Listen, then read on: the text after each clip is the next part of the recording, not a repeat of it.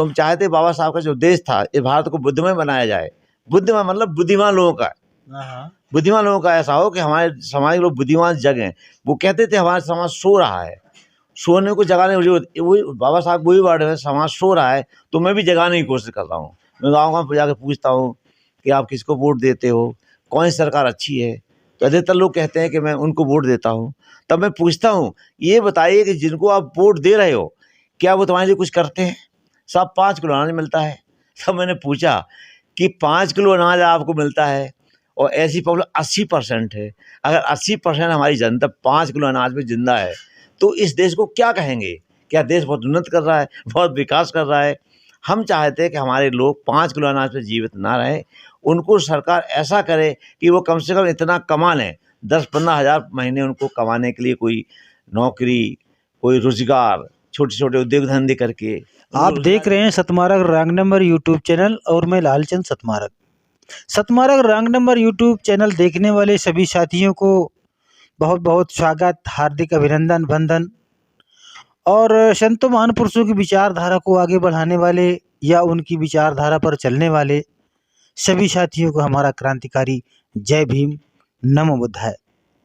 जैसा कि आप देख रहे होंगे हमारे साहब जी से आज मुलाकात हो रही है। मैं इनके निज निवास पर आया हूं, तो मैंने इनके बारे में बहुत कुछ चर्चाएं सुनी और इनके भाव, इनके विचार मुझे बहुत अच्छे लगे। तो और कई बार हमारी इनकी मुलाकात भी हो चुकी है। तो उस मुलाकात के दौरान जो कुछ हमें समझ में आया तो मैंने सोचा कि हमें सर जी का इंटरव्यू लेना चाहिए। तो आज मैं महोदय जी के घर में आया हूं। तो साहब जी से मैं ये चाहूँगा कि आप अपना परिचय देते हुए फिर हम इसके बाद में अपनी बात की चर्चा करेंगे। मेरा नाम डॉक्टर एस.के. चौधरी, मैं रिटायर्ड सीएम हूँ। मैं मिनिस्ट्री ऑफ हेल्थ में काम करता था। मैं 2015 में रिटायर्ड हुआ हूँ। तब से लेकर आज तक मैं समाज का ही काम कर रहा हूँ। रिटायरमेंट के बाद मैंने अपना पूरा समय समाज के उत्थान के लिए, बहुजनों के कल्याण के लिए, गरीबों की सहायता में ही बिता रहा हूँ। बस इसी जगह पर तो हम डिस्टर्ब हो जाते हैं। हमारा मकसद ये होता है, हम ये सोचने लगते हैं कि आपने अपनी लाइफ में बहुत कुछ अच्छा पैसा कमाया, धन कमाया और आपके बच्चे भी जो हो तो बढ़िया अच्छे से रह रहे हैं। कोई दिक्कत नहीं है, कोई तकलीफ नहीं है। मगर जब मैंने आपको घूमते हुए जब गलियों में मैंने देखा तो मुझे बड़ा आश्चर्य लगा।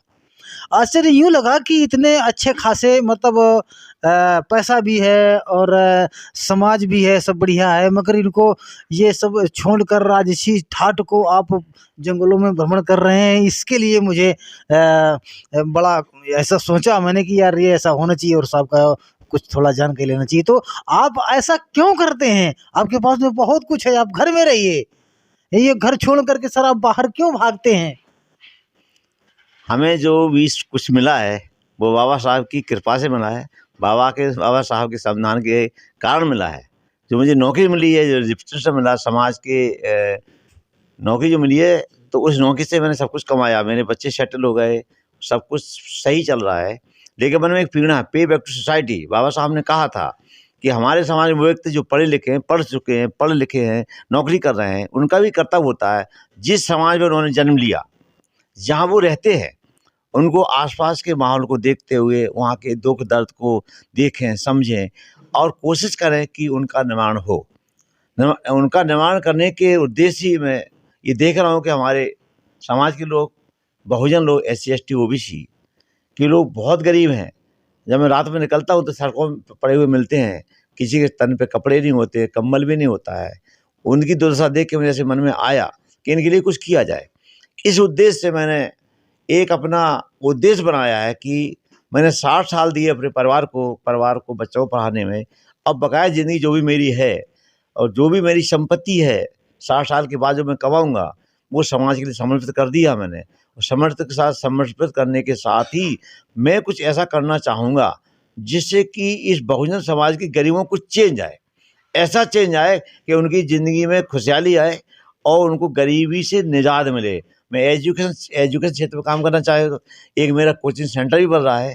उस कोचिंग सेंटर में मैं गरीब बच्चों को निःशुल्क या नो प्रॉफिट नो लॉस पे काम करना चाहूँगा। तो ये मैं शिक्षा के क्षेत्र में काम कर रहा हूँ।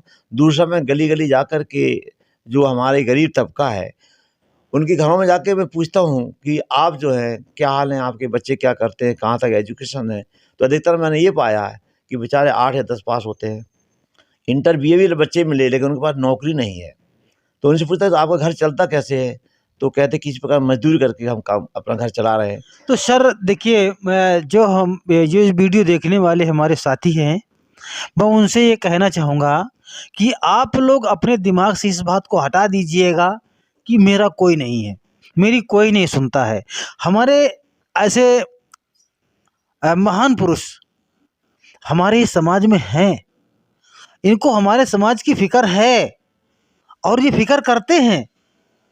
अब क्या है कि हमें अपनी सोच को बदलना होगा। देखिए कि इनके पास में इतना जो सारी ज़िंदगी इन्होंने पैसा कमाया और मान सम्मान भी कमाया, और बच्चों से इन्होंने कह दिया कि अब मेरा जो पेंशन आता है और जो भी मेरी जो अर्निंग है, तो मैं अभी समाज के नाम करना चाहता हूँ। अरे मेरे प्यारे साथियों, सोचो ऐसा कौन करेगा?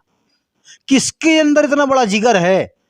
इसलिए ऐसे महान पुरुषों को हमें सलाम करना चाहिए, इनको नमस्कार करना चाहिए। ये पैदल घूमते हैं गलियों में, देहातों में पैदल घूमते हैं। मैं इनके साथ में गया कई जगह, तो ऐसी ऐसी जगह इनको लेटने को मिल जाता है कि कभी कल्पना नहीं की जा सकती है। और बड़ी हंसी और खुशी के साथ में हम लोग जो तो ये साहब हमारे लेट जाते हैं और नींद पूरी कर लेते हैं। भोजन मिला तो मिला और ना मिला तो यूं ही परमानेंट चलते रहते हैं, और गरीब मजलूमों के लिए बहुत साथ देते हैं, बहुत साथ करते हैं। तो ऐसे महान पुरुषों से हमें मुलाकात करना चाहिए और इनसे हमें सीख लेना चाहिए। तो मैं आपसे ये कहना चाहूँगा कि सर आपकी उम्र भी बहुत हो गई है, और जितना आप श्रम करते हैं तो इसमें थोड़ी आप थोड़ा धीमापन लाइए और इतना श्रम न करिए, क्योंकि अपना शरीर अगर है तो सब कुछ है। मगर आप तो बिल्कुल एकदम से समर्पण किए हैं अपने जीवन को, तो इस तरह से इसके बारे में और क्या कहेंगे सर? मैं तो ये नहीं चाहता कि आप करो, मैं नहीं करा कि आप ना करें, बाकी जितना आप श्रम करते हैं इतना श्रम ना करो। समाज जगेगी, धीरे धीरे जगेगी। बाकी इसके बारे में आप क्या कुछ कहेंगे? मेरी उम्र कोई ज़्यादा नहीं है, बस 68 ईयर्स एज है हमारी। तो 68 ईयर कोई ज़्यादा नहीं होती है। अभी मैं पूर्णतः स्वस्थ हूँ, मुझे कोई बीमारी नहीं है और किसी प्रकार का कोई कष्ट नहीं है, तो मैं आसानी से काम कर सकता हूँ। मेरा उद्देश्य एक ही है कि हमारे बाबा साहब ने जो कहा था कि इस देश में, बाबा साहब ने कहा था कि हमें इस देश को बुद्धमय बनाना है। बुद्धमय बनाने के लिए उन्होंने साफ बुद्ध धर्म ही उन्होंने स्वीकार किया था, क्योंकि उन्होंने सबसे अच्छा धर्म ही लगा था जिसमें समानता है, गरीबी के प्रति दर्द है और न्याय भी है। तो हम चाहते बाबा साहब का जो देश था, इस भारत को बुद्धमय बनाया जाए। बुद्धमय मतलब बुद्धिमान लोगों का, बुद्धिमान लोगों का ऐसा हो कि हमारे समाज के लोग बुद्धिमान जगें। वो कहते थे हमारा समाज सो रहा है, सोने को जगाने की वही बाबा साहब वही वर्ड है, समाज सो रहा है तो मैं भी जगाने की कोशिश कर रहा हूँ। मैं गाँव जाकर पूछता हूँ कि आप किसको वोट देते हो, कौन सी सरकार अच्छी है, तो अधिकतर लोग कहते हैं कि मैं उनको वोट देता हूँ। तब मैं पूछता हूँ, ये बताइए कि जिनको आप वोट दे रहे हो क्या वो तुम्हारे लिए कुछ करते हैं? सब 5 किलो अनाज मिलता है। तब मैंने पूछा कि 5 किलो अनाज आपको मिलता है और ऐसी पब्लिक 80% है, अगर 80% हमारी जनता 5 किलो अनाज में जिंदा है तो इस देश को क्या कहेंगे? क्या देश बहुत उन्नत कर रहा है, बहुत विकास कर रहा है? हम चाहते हैं कि हमारे लोग 5 किलो अनाज पे जीवित ना रहें, उनको सरकार ऐसा करे कि वो कम से कम इतना कमा लें, 10-15 हज़ार महीने उनको कमाने के लिए कोई नौकरी, कोई रोजगार, छोटे छोटे उद्योग धंधे करके उनको रोजगार दिया जाए, जिससे वो 5 किलो की लाइन में न लग करके अपने मेहनत से पैसा कमाए, ना कि 5 किलो अनाज खाकर घर में पड़े मगर रहें। नहीं सर, देखिए ऐसा है कि हमने कई बार ऐसा देखा है कि सरकार कोई गलत नहीं कर रही है। एक हिसाब से अगर देखा जाए तो हम पूरा दोषारोपण सरकार के ऊपर नहीं कर सकते हैं, कुछ अपने में भी कमी होती है। हमने बहुत ऐसा कुछ देखा है कि अगर आप उनको पैसा दे दीजिएगा और लीजिए आप ये बिजनेस करो, तो ये समाज में एक दारू जो पनप रही है ना, तो वो ये दारू वो सब पी करके उड़ा देंगे और वो उस पैसे का दुरुपयोग करते हैं। अब हम देखते हैं कि हम गांव में कई जगह हमने देखा है कि वहाँ पर कॉलोनियाँ आ रही हैं, हाँ 2.5 लाख 3 लाख की कॉलोनी मिल रही है। लोग आधी कॉलोनी नहीं बना पाते हैं, दारू उड़ा करके फेंक देते हैं, फिर बाद में उनकी रिकवरी होती है, न जाने क्या क्या होता है। तो ये तमाम सारी बातें हमें समाज में समझाना ये भी ज़रूरी है, चूँकि एकदम एक पक्ष सरकार को गलत कह देना भी उचित नहीं होगा, क्योंकि इतना सरकार मान लेते हैं कि ठीक है, गलत हो सकती है, बाकी अभी इतना कुछ गलत नहीं है सर, इसमें क्या कहेंगे? नहीं, हम सरकार को गलत नहीं बोल रहे हैं, हम ये बोल रहे हैं कि लोगों को जहाँ तक कोशिश कर रोजगार दें, छोटे उद्योग धंधे खोलें, कुटीर उद्योग खोलें और उनको घरों में ऐसे धंधे शुरू कराएं। सरकारी ट्रेनिंग दी जाए, पहले उनको धंधे कराए जाएं, जिससे कि इस मतलब वो अपना विकास, देश का भी विकास करें। नहीं सर, है, समितियां बनी हैं, चल रहा है ऐसा कार्यक्रम, बाकी करने वाले लोग करते हैं।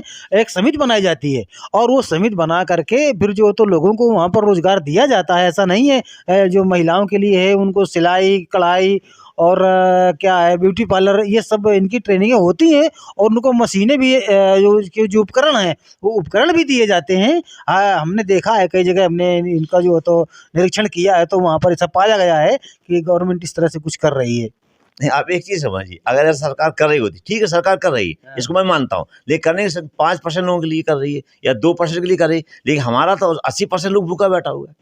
अगर ये सब करना है तो ये बड़े स्तर पर करना होगा। नहीं सर, ये ऐसा होता है, जैसे यहाँ से योजनाएं तो लॉन्च कर दी जाती हैं और यहाँ ब्लॉक तक जाते जाते वो योजनाएं बिल्कुल धीमी हो जाती हैं और वो जनता तक नहीं पहुँच पाती हैं। अगर वो सरकार अगर इन पर थोड़ा अगर गौर करे कि भाई जो योजना यहाँ से जा रही है तो वो संपूर्ण योजना जो समाज तक पहुँचे। हाँ, और वो नगरीय स्तर पर मतलब देहाती स्तर पर वो योजना नहीं पहुँच पाती है, इसलिए हमारा समाज वंचित रह जाता है। चूँकि पढ़ा लिखा कम है, उसको इतना अनुभव नहीं है, वो जानना वो किसी अधिकारी से बात नहीं कर पाता है, वो बात करना नहीं चाहता है।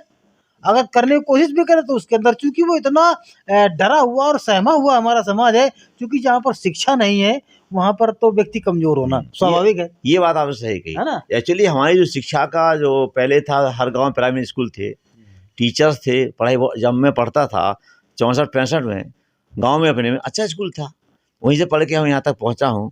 लेकिन आज उन स्कूलों में बहुत दुर्दशा हो चुकी है, वहाँ टीचर्स नहीं होते, पढ़ाई नहीं होती है, सिर्फ खिचड़ी दलिया के नाम बच्चे बुलाए जाते हैं, वो खा के अपने घर भाग जाते हैं। तो देखिए सर, उसमें ऐसा है कि खिचड़ी और दलिया ये कोई गलत चीज़ नहीं है, मान लेते हैं थोड़ी देर के लिए, कोई गलत चीज़ नहीं।